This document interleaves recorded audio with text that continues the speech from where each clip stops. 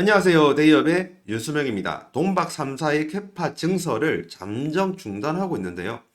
우리나라 동박 3사의 수익 악화로 캐파 증설을 중단하는 것인지 아니면 현재 동박 3사 자체가 위험한 것인지 오늘은 동박 3사의 캐파 지연에 대한 이유를 먼저 접근을 해보도록 하겠습니다. 그리고 동박 3사인 롯데에너지 머티리얼즈 그리고 SKC 자회사인 SK넥실리스 마지막으로 솔루스 첨단 소재는 그동안 왜 동박에 집중 투자를 했는지 그리고 동박의 미래성은 어떤지 오늘 속 시원하게 모두 다 말씀을 드리도록 할 거고요. 과연 동박 집중 투자를 한 이유와 미래성은 좋은지 안 좋은지 알아보도록 하겠습니다. 그러면 시작해 보도록 하겠습니다. 우선은 기사 하나 좀 보도록 할게요. 위기 몰린 K 동박업계 투자를 줄이고 재무 건전성을 확보를 한다. 그리고 그 다음이 좀 약간 자극적인 말이에요. 마른 수건도 쥐어 짠다. 지금 이것만 보면 지금 우리 K 동박업계 즉 동박 3사가 현재 투자를 줄이는 이유가 재무 건전성을 확보하기 위함이라고 적혀 있는 것 같아요. 그리고 마른 수건도 쥐어 짠다라고 하는데 이 정도의 좀 약간 어휘면 지금 돈박 3사가 굉장히 재무 건전성이 안 좋고 돈도 씨가 말랐다 이렇게 좀 보여지잖아요. 근데 실제로 보면 그렇지가 않거든요. 그거를 좀 알려드리도록 하겠습니다. 우선 롯데에너지 머티리얼즈의 실적과 컨센서스 자료를 가지고 왔는데 오늘 같은 경우에는 재무 건전성 위주로 보도록 하겠습니다. 2024년도에 부채 총계와 자본 총계를 본다고 하면 지금 부채는 6,146억이에요. 그리고 자본은 1조 9,793억이고요. 굉장히 재무적으로 건전성이 높습니다. 지금 부채 비율이 자본 총계의 3분의 1도 안 되거든요. 이 정도면 제가 본 재무 건전성이 좋은 회사들 중에서 진짜 몇 손가락까지 아니더라도 굉장히 좋다라고 밖에 말씀을 드릴 수밖에 없어요. 지금 롯데에너지 머티리얼즈의 재무 건전성은 매우 안정적입니다. 그냥 안정적인 게 아니라 매우 안정적입니다. 그 다음에 솔루스 첨단 소재를 보면 솔루스 첨단 소재 역시 부채 비율이랑 그리고 자본 총계를 보도록 하겠습니다. 부채 비율 같은 경우에는 2024년도의 컨센은 이게 투자 설비가 들어간 금액이거든요. 투자 설비를 한다고 하는 가정 안에서 부채는 1조 원이고요. 그리고 자본도 1조 원입니다. 굉장히 재무적으로 안정적인 회사가 맞고요. 솔루스 첨단 소재도 재무적으로 안정적이다라고 볼 수가 있어요. 근데 이제 SK 넥실리스의 모 회사인 SKC를 보면 좀 약간 달라지죠. SKC 같은 경우에는 2024년도 말 기준으로 보았었을 때 부채 총계와 자본 총계가 각각 4조 7,500억 그리고 2조 3,500억이에요. 지금 부채 총계가 자본 총계보다 거의 2배 가까울 정도로 많죠. 아직 위험 구간 진입은 아닙니다. 하지만 조심은 할 필요가 있다라는 정도의 수치이고요. 그러면 지금 동박 3사의 재무 구조를 우리는 다 봤습니다. 지금 봤었을 때 우리가 알 수 있는 부분은 재무적으로 그렇게 크게 나쁘지 않은데 혹은 매우 좋은데 라고 알 수가 있잖아요. 근데 기사에서는 마른 수건도 쥐어짠다 재무 건전성을 확보하기 위해서 라면서 좀 뭔가 뉘앙세가 동박 3사는 돈이 없다는 식으로 뭔가 들리게끔 좀 어그로가 너무 셌죠. 기사에 어그로를 안 당하려면 재무제표는 좀 볼 필요가 있다. 그렇게 말씀을 드리고 싶습니다. 돈박 3사는 재무 건전성이 좋다는 말을 분명 다시 말씀을 드리고 싶고요. 그러면 이제 향후 이제 이 돈박 3사들의 수익 실현화 부분이라든지 아니면 재무 건전성을 좀 더 좋게 만들기 위한 방법들을 볼 필요가 있죠. 이런 부분들을 예를 들면 솔루스 첨단 소재 같은 경우에는 과거에 어떻게 했는지 그리고 SKC 같은 경우에는 앞으로 어떻게 이제 이 부채 비율을 줄여 나갈 건지 이런 내용들을 말씀을 드리도록 할게요. 그리고 롯데 에너지 머티리얼즈 같은 경우에는 지금 재무적으로 매우 엄청나게 좋은 건전성을 가지고 있잖아요. 그래서 수익적인 부분에서 지금 어떤 호재가 있는지 이 부분을 말씀을 드리도록 할게요. 우선은 롯데 에너지 머티리얼즈 보도록 할게요. 삼성 SDI가 미국의 첫 진출 파트너로 롯데 에너지 머티리얼즈를 낙점을 했습니다. 전기차용 동박 쪽으로 이제 롯데에너지 머티리얼즈는 공급할 예정이고요. 어떠한 회사냐? 삼성 SDI와 그리고 스텔란티스가 합작으로 만든 법인 SPE로 거의 독점으로 공급할 예정입니다.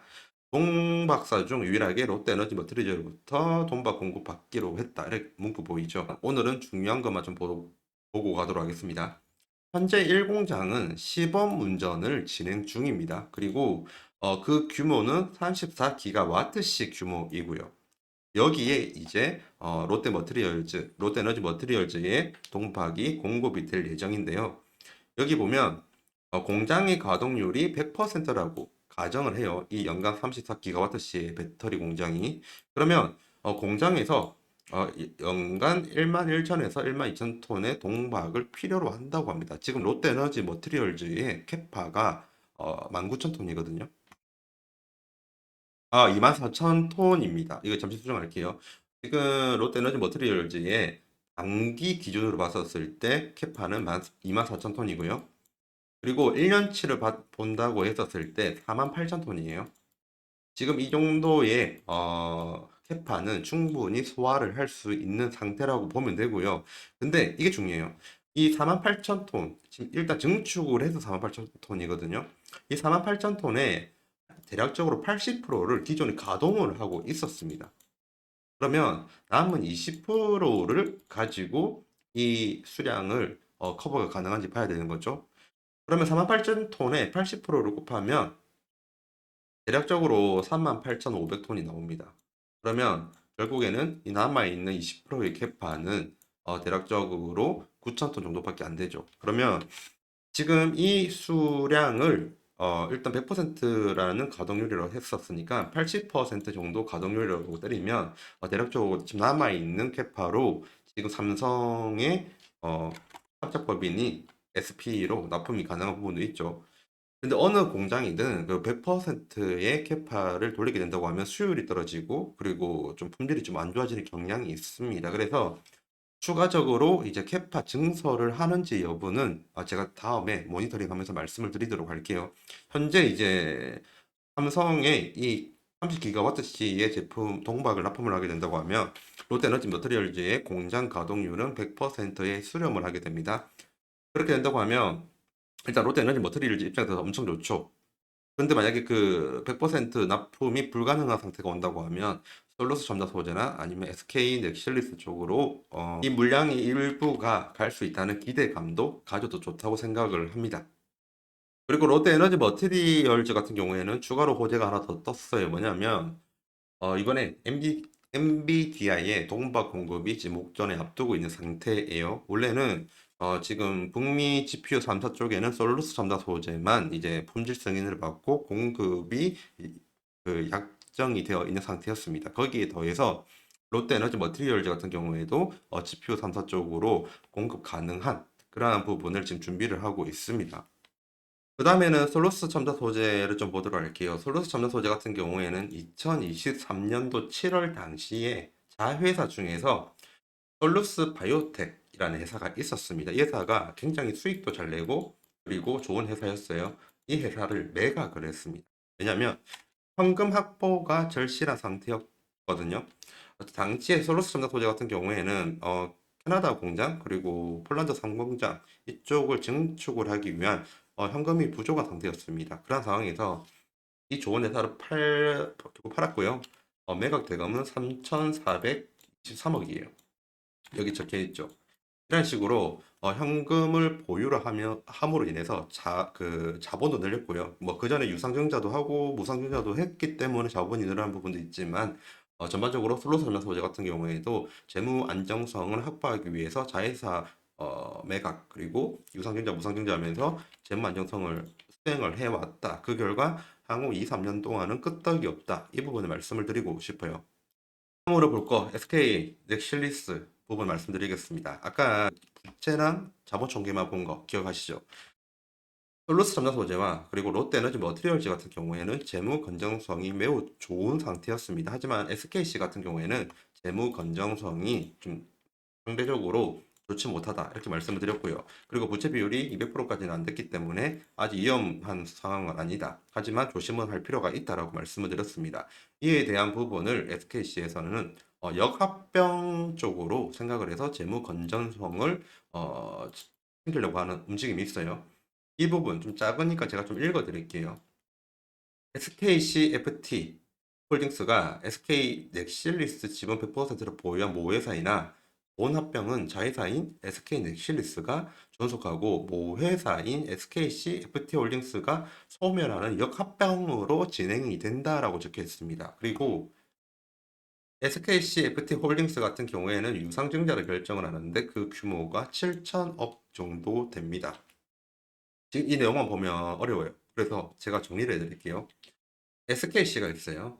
SKC가 모겹이고 그 밑에 있는 자회사가 SKCFT 홀딩스라고 있습니다. 그리고 이 회사의 자회사가 바로 SK 넥실리스예요. 지금 상황이 어떻게 되냐면 SKC가 원래 SKC FT 홀딩스 만든 이유가 뭐냐면 이 SK 넥실리스를 과거에 인수를 했거든요. 이 인수를 하기 위해서 대체제로 만든 회사였습니다. 근데 이제 지금 SKC 입장에서는 SK 넥실리스가 지금 더 중요한 상황이거든요.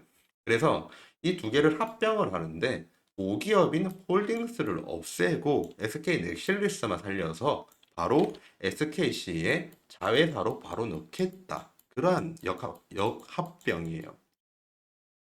그리고 이렇게 하기 전에 지금 SKCF 홀딩스가 유상증자를 하죠.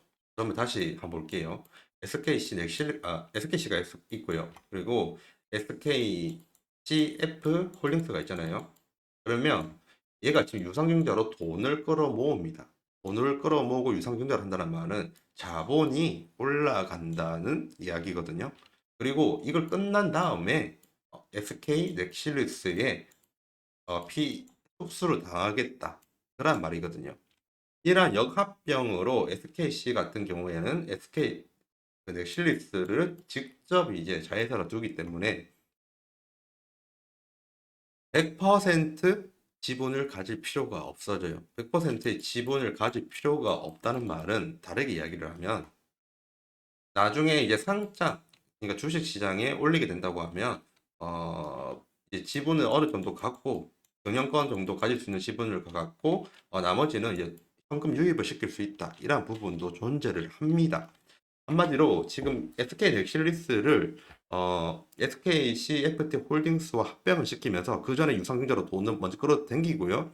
그리고 SK CF 홀딩스 같은 경우에는 자본이 더 많아요. 그렇기 때문에 SK 넥실리스의 자본도 올라가겠죠. 그러면 그런 자본과 현금이 그대로 SKC에게 간다는 거예요. 이런 식으로 SKC는 자본을 늘려서 부채 비율을 좀 낮춰서 재무 건전성을 추진을 하겠다. 이런 내용이 내포되어 있습니다. 이렇게 된다고 하면 과거의 솔루스 첨단 소재 같은 경우에는 유상증자랑 무상증자 그리고 자회사 팔면서 자본력을 크게 올렸죠. 그 결과 재무 안정성이 매우 높아져서 향후 몇 년 동안 끄떡없다. 이렇게 말씀을 드렸어요. SK 넥실리스, SKC도 마찬가지예요. 이번에 역합병이 성공이 된다고 하면 자본을 크게 늘려서 향후 몇 년 동안 걱정 없는 재무 건전성을 가질 수 있는 여력이 생깁니다. 그렇게 돼버리면 투자를 하는 데 있어서 설비 투자를 하는 데 있어서 좀 더 많은 여력이 발생을 할 수 있다. 이렇게 말씀을 드리고 싶습니다. 지금까지 이야기를 한 거 들어보면, 지금 SKC도 SK 넥실리스를 소중하게 여기고 있어요. 그리고 솔루스 첨단 소재도 아까 그 말씀드렸던 수익 잘 뽑던 솔루스 바이오텍을 팔면서까지 솔루스 첨단 소재의 공장을 더 지으려고 노력을 하고 있습니다. 그리고 롯데에너지 머티리얼즈 같은 경우에도 굉장히 좋은 흐름 타고 있고요. 그러면 이렇게 3사 혹은 3사의 주인들이 왜 이렇게 동박과 전지박에 이렇게 밀어주고 설비 투자를 하고 그리고 끝까지 가져가는지 그 부분은 볼 필요가 있는데 그 전에 현황부터 좀 보도록 할게요. 지금 솔루스 첨단 소재 같은 경우에는 평균 가동률이 공장 가동률이 80%에 가까울 정도로 공장 가동률이 높아요. 근데 그럼에도 불구하고 지금 적자 폭이 해소가 안 됐어요. 만약에 평균 가동률이 50%밖에 안 되는데 적자가 났다면 문제 있는 거 아닙니다. 근데 평균 가동률이 80%에 가까움에도 불구하고 적자폭이 크다는 것은 지금 판매 가격이 공가를 못 따라가는 부분이 있다는 소리거든요. 그럼에도 불구하고 지금 솔루스 첨단 소재는 지속적인 투자를 하려고 하고 있습니다. 그리고 롯데에너지 머티리얼즈도 마찬가지죠. 전복 익산 기조 동박 수출 데이터를 보면 지금 2023년 9월부터 수출량이 점점 떨어지고 있습니다. 그럼에도 불구하고 상위 업체인 롯데에서도 롯데에너지 머티리얼즈를 좀 계속 밀어주고 있는 경향이 있고요. SK 넥실리스도 마찬가지예요. SK 넥실리스의 공장 가동률은 35%밖에 안 됩니다. 그럼에도 불구하고 지금 동박 캐파의 확장 전망이 점점 늘어나는 것으로 예상이 되죠. 캐파 확장이란 말은 계속 설비 투자를 한다는 말입니다. 그러면 이 3사의 원주인이라든지 아니면 경영진이라든지 이런 분들은 왜 이리 계속 캐파를 늘리려고 안달이고 동박과 전지박에 사활을 거는지 그런 부분을 알 필요가 있습니다. 여러분들도 모두 알다시피 바로 2차 전지, 전기차 쪽이 향후 대세가 될 것이라는 기대감이 섞여 있기 때문입니다. 그러한 확률도 높고요. 2023년도 같은 경우 본다고 하면 2024년도 대비로 본다면 3배 이상의 전기차 수요량이 있을 것으로 예상을 하고 있고요. 전기차 부분에 관한 캐전 돌파 이후에 수요량이 많아지는 부분은 다들 아실 거예요. 그래서 그 외적인 부분을 오늘은 그냥 판서로 말씀드릴게요. 이러한 내용들을 증거사 리서치나 기사에서는 크게 다루지 않더라고요. 그래서 저는 논문 보고 왔는데 논문이나 아니면 리서치 같은 좀 복잡한 거 보면 여러분들이 지루하실 것 같아서 내용만 정리 간단하게 하도록 하겠습니다. 우리 모두가 아는 2차 전지. 2차 전지 캐제만 돌파하면 동박, 전지박, 이거 전지박이죠. 전지박에 대한 수요가 높아지기 때문에 수요량이 높아질 수밖에 없습니다. 근데 보통 여기까지만 알죠. 그리고 AI, 이번에 뭐 AI GPU 3사 공급성인 돌루스 3사 소재 주주분들이면 아실 건데 AI 관련된 부분에서도 동박이 굉장히 많이 필요한 상황이 오는 날이 와요. 그리고 AI뿐만이 아니고 데이터 센터, 일반적인 데이터 센터들 있잖아요. 데이터 센터에 들어가는 반도체와 연관된 모든 부분에서 동박이 엄청난 그 수요량이 많아질 확률이 높습니다. 당연히 AI 데이터 센터 쪽으로도 수요가 굉장히 많고요. 이 외에도 항공기 쪽으로도 동박이랑 전지박이 많이 들어갑니다. 그리고 마지막으로 5G. 지금 5G가 아직까지 대세가 아니에요. 대세가 아니란 말은 양산이 되어서 일반 생활에 그 녹아 들어오지 않은 상태입니다. 5G는 다시 한 번 더 필요한 상황이 오거든요. 이 5G가 전 세계적으로 상용화 되었을 때 그때 동박이랑 전지박이 필수 제품이에요. 항공기 5G, 데이터 센터, AI, 그리고 반도체 2차 전지까지. 한마디로 미래 4차 산업군에 동박이랑 전지박이 안 들어갈 수가 없습니다. 이러한 내용들 때문에 솔루스 전자 소재의 모기업인 하이레이크 그리고 SK 넥실리스의 모기업인 SKC 그리고 롯데 에너지 머티리얼즈의 원청 전부 다 이렇게 동박 3사에 대해서 전폭적인 지원을 하는 이유는 이날 4천 산업이 도래하기 전에 이러한 시장을 미리 선점을 하겠다는 의지가 있기 때문에 가능한 부분이 있습니다. 2차 전지에 대한 수요뿐만 아니라 지금 AI도 있고 항공기도 있고 5G도 있고 데이터 센터도 있고 이 외에도 좀 몇 군데 있는데 일단 덩어리가 큰 애들만 먼저 설명을 드렸어요. 얘네들의 이제 미래의 자리를 잡게 된다고 하면 동박이랑 그리고 전지박에 대한 수요는 늘어날 수밖에 없습니다. 이 부분은 항상 보시면서 투자를 하면 좋을 것 같아요. 그럼 마지막으로 지금 PBR 밴드를 말씀을 드리면서 롯데 에너지 머티리얼즈 그리고 솔루스 3사 소재가 얼마나 저평가인지 말씀을 드리도록 할게요. 둘 다 PBR 밴드를 사용을 했고요. PBR 밴드가 주파수도 맞고 표본도 맞아서 PBR 밴드를 보면 됩니다. 지금 상단에 있는 롯데 에너지 머티리얼즈부터 할게요. 상단에 있는 6.3배수 그리고 하단에 있는 1.2배수. 보통 PBR 밴드 안에 이 파란색인 주가가 움직여요. 그런데 상단에 이 6.3배수 주황색 선을 터치를 하거나 그 근처에 있다고 하면 그 주식은 고평가입니다. 그리고 마찬가지로 빨간색 아랫부분에 있는 이 PBR 1.2배수에 닿이거나 근처에 있으면 저평가라고 하고요. 그러면 지금 롯데에너지 머티리얼즈랑 솔루스 첨단소재 같은 경우에는 둘 다 하단에 터치를 한 상태죠. 둘 다 저평가 업체다. 이렇게 말씀을 드릴 수가 있어요. 그리고 여기에서 제가 팁 하나 드릴게요. 고평가 쪽에 만약에 이제 주가가 다이잖아요. 그러면 다시 중앙으로 오려고 하는 습성이 있습니다. 마찬가지로 저평가 구간인 1.2배수 빨간 선에 터치를 하게 된다고 하면 또 중앙으로 갈 습성이 있어요. 마지막으로 SKC는 좀 약간 별도의 의미라서 다시 말씀을 드리도록 할게요. SKC PBR 차트를 본다고 하면 지금 상단인 PBR 3.7배수를 다이고 지금 내려가고 있습니다. 그리고 현재 구간은 고평가 구간이고요. 그리고 방금 제가 말씀드렸던 거 있잖아요. 하단 PBR 밴드의 하단에 닿으면 중앙으로 가려고 하고, 그리고 PBR 밴드의 상단에 닿으면 또 중앙으로 오려고 하는 습성이 있다고. 지금 딱 바닥 닿으니까 중앙으로 가려고 하죠. 그 위에 닿으니까 또 중앙으로 오려고 합니다.